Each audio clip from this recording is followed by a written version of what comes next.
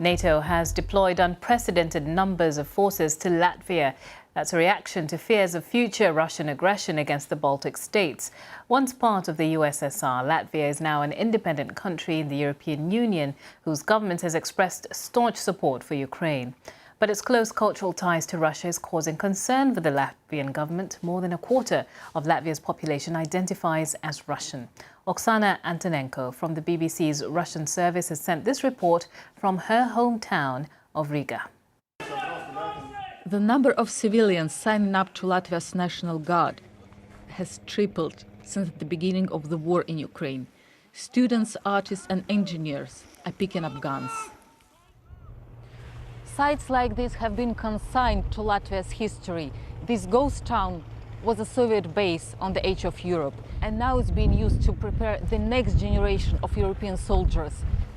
But many Latvians who identify as culturally Russian feel that their government's total loyalty to Ukraine is challenging their freedom of expression.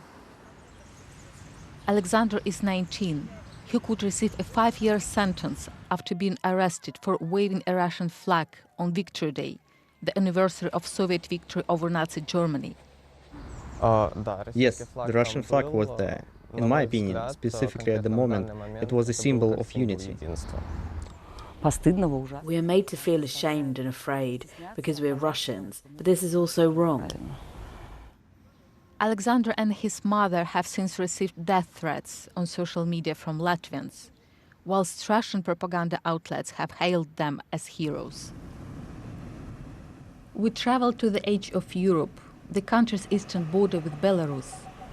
This is where a lot of Latvian Russians live peacefully, but it's feared this idyllic place could be the front line of any future conflict. Major Anatoly Derugin, who identifies as Russian himself, was born here.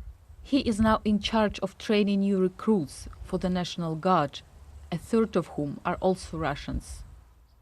How do you feel about the possibility to fight with people who speak the same language as you, who have the same ethnic background as you, with whom you have one history?